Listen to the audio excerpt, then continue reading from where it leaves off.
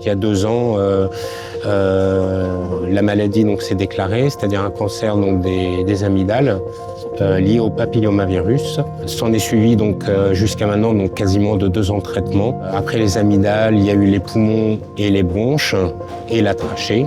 Désormais, je suis un programme d'immunothérapie toutes les 3 semaines.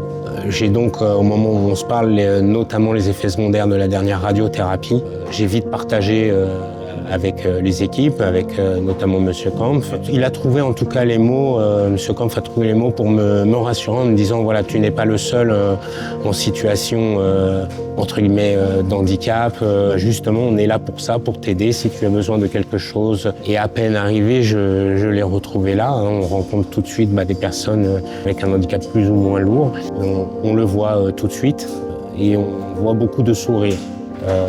C'est quelque chose qui le plus marqué, d'aller au travail et de voir les gens sourire, ça surmotive pour la suite. L'atelier du courrier, le point essentiel, c'est avant tout le mode de fonctionnement, à savoir que plus de 80% des personnes qui font marcher cette entreprise sont des personnes en situation de handicap.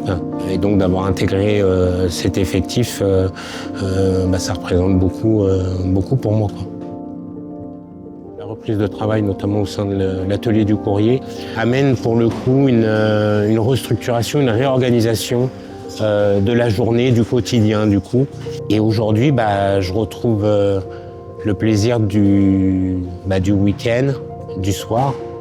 Puisque moi, jusqu'à maintenant, pendant 1 an et demi, matin, midi, soir, c'était la même. Voilà, ça m'aide énormément, quoi. Socialement, j'appartiens à une équipe. Le statut de travailleur handicapé, le statut RQTH, ça m'a permis d'accepter le fait que j'ai un handicap. Alors mon handicap, c'est plus la gestion de la fatigue, quelques douleurs. Mon message envers les personnes en situation de handicap, c'est dans la mesure du possible, l'accepter, aller chercher justement ce document qui est la reconnaissance de travailleurs handicapés, et puis surtout de garder leur confiance en eux. Et auprès des employeurs, dans la mesure du possible, il faut foncer, même si le champ d'activité peut être réduit à le handicap. Là où la personne va travailler, ce sur quoi elle va se concentrer, je pense qu'elle va le faire à 150%, parce qu'une fois qu'on est reconnu travailleur handicapé, on se dit que c'est une seconde chance, que c'est quelque chose qui n'était pas forcément prévu, qui n'était pas logique. Donc on le prend vraiment comme une surmotivation. Au-delà de la motivation de retrouver une activité professionnelle, il n'y a pas 1000 boulots que j'aurais pu faire dans mon état au final.